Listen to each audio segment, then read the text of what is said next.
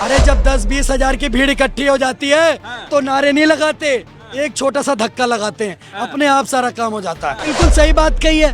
पहली बार हिमाचल के इतिहास में ऐसा हुआ है कि किसी कांग्रेस के नेता ने कोई बात रखी और भारतीय जनता पार्टी के सभी नेताओं ने टाल ठोक करके हिमाचल प्रदेश के अंदर उस बात को समर्थन दिया। सबसे ज्यादा अगर रोहिंग्या बाहर करने में किसी का रिकॉर्ड है तो आप हेमंता बिस्वा शर्मा जी का ही रिकॉर्ड है।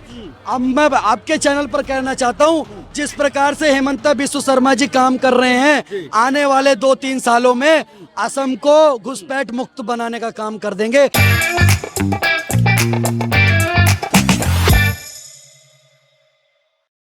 नमस्कार, एनएमएफ न्यूज देख रहे हैं आप। हिमाचल प्रदेश के संजौली में जो घटना इस वक्त घटी है, वहां जो कांग्रेस विधायक है अनिरुद्ध सिंह अपने ही पार्टी के खिलाफ हो गए। जी हां, मामला अवैध मस्जिद का है। अनिरुद्ध सिंह जिस तरीके से मुखर होकर सामने आए और कहे कि इस मस्जिद को यह अवैध निर्माण है, इसे गिरा देना चाहिए। इसके अलावा जो है जिस तरीके से वहां रोहिंग्याओं की संख्या बढ़ रही है, इस पर भी मुखर होकर अपने ही पार्टी के खिलाफ अनिरुद्ध सिंह का बयान आना क्या कुछ बतलाता है? क्या कांग्रेस पार्टी का स्टैंड भी अब अनिरुद्ध सिंह के साथ है, क्योंकि अब तक उन पे कोई एक्शन नहीं लिया गया? इसी सारे मुद्दों पे हम बात करेंगे। इस वक्त हिमाचल प्रदेश में जो कुछ चल रहा है, खासकर संजौली में जो कुछ चल रहा है, उसे आप कैसे देख रहे हैं?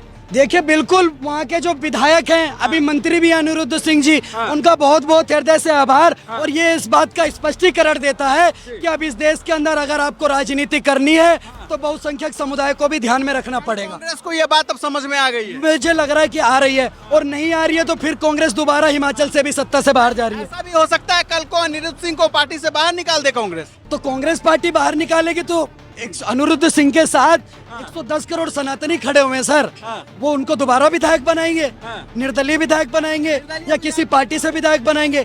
लेकिन जो बात अनिरुद्ध सिंह ने रखी है, जिस प्रकार से वहाँ 2010 में एक मंजिल की इमारत खड़ी करी जाती है, उसके बाद अचानक से वो 2024 तक 4 मंजिल की बन जाती है और वो जगह सरकारी जमीन पर बनी हुई है, तो इसको तो ध्वस्त करना चाहिए। और जितने भी हिंदू संगठन वहाँ पर ये काम कर रहे हैं, अरे जब 10-20 हजार की भीड़ इकट्ठी हो जाती है तो नारे नहीं लगाते, एक छोटा सा धक्का लगाते हैं, अपने आप सारा काम हो जाता है। हिंदू संगठनों ने एक डेडलाइन भी दिया है, कहा है कि वो मस्जिद जो है इस डेडलाइन के अंदर जो है आप जगह खाली करा दीजिए, नहीं तो हम गिरा देंगे। आज की शाम की डेडलाइन थी।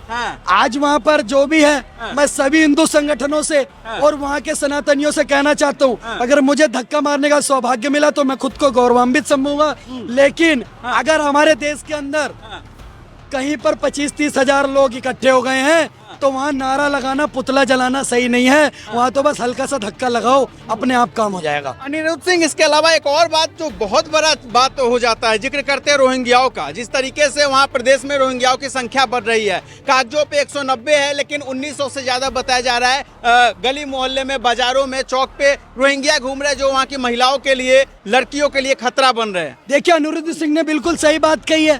पहली बार हिमाचल के इतिहास में ऐसा हुआ है कि किसी कांग्रेस के नेता ने कोई बात रखी और भारतीय जनता पार्टी के सभी नेताओं ने टाल ठोक करके हिमाचल प्रदेश के अंदर उस बात को समर्थन दिया। ये पहली बार हिमाचल प्रदेश के इतिहास में हुआ है कि कांग्रेस का विधायक कोई बात रख रहा है और भारतीय जनता पार्टी के सभी विधायक उस बात से सहमति दर्ज कर रहे हैं। तो ये बहुत अच्छी राजनीति है। और मैं रोकना चाहूंगा, दूसरी तरफ जो चीफ मिनिस्टर है उनके, सुक्खू, वो उस वक्त सोते हुए दिखाई देते हैं। एक तरफ जहाँ बहुत ही जरूरी बहस चल रही हो, दूसरी तरफ सीएम साहब झपकी ले रहे हैं। देखिए, मैं कह रहा हूँ, कोई सो रहा है, कौन जाग रहा है। आपने कहावत सुनी होगी कि उठ जाग मुसाफिर भोर भई, अब रहन कहाँ जो सोवत है। जो सोवत है वो खोवत है, जो जागत है सो पावत है। अनिरुद्ध सिंह जाग रहे थे तो उनको प्यार मिल रहा है भारत की जनता से। सुक्खू जी सो रहे थे तो आराम से सोते रहिए, कोई दिक्कत नहीं है। पर आपसे मैं आपके चैनल पर एक बात कहना चाहता हूँ कि जिस प्रकार से अनिरुद्ध सिंह का समर्थन वहाँ के लोकल हिंदू संगठन कर रहे हैं, स्वयं भारतीय जनता पार्टी कर रही है और स्वयं मौका वारदात पर वो पहुंच करके अपना विरोध जता रहे हैं, कहीं ना कहीं ये सनातन के लिए बहुत अच्छी बात है। और ये 190 से 1890 कैसे हो गए? ये डेली नई नई जमात के लोग पहुंच रहे हैं हिमाचल प्रदेश में। फिर वहां पर ये बहन बेटियों को छेड़ते हैं, फिर लव जिहाद की घटनाएं बढ़ती हैं, फिर धर्मांतरण बढ़ता है, फिर अस्थिरता उत्पन्न होती है समाज के अंदर। तो इसको खत्म होना चाहिए।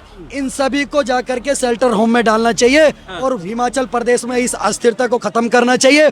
मैं डंके की चोट पर विधायक अनिरुद्ध सिंह के साथ खड़े हुए हैं। अच्छा, रोहिंग्या की बात हो रही, तो जिस तरीके से असम में देख रहे हैं हिमंता बिस्वा शर्मा रोहिंग्या के ऊपर जिस तरीके से टूट पड़े, एक ऑपरेशन चला दिया है, बाहर निकालना है राज्य से, लेकिन और कुछ राज्यों में देखा जा रहा है जब रोहिंग्या के ऊपर कार्रवाई होता है तो उल्टा जो लोग उसके खिलाफ जाते हैं उनके ऊपर मुकदमे हो जा रहे हैं। देखिए, मैं आपको बता देना चाहता हूँ, उनका नाम है हिमंता बिस्वा शर्मा जी।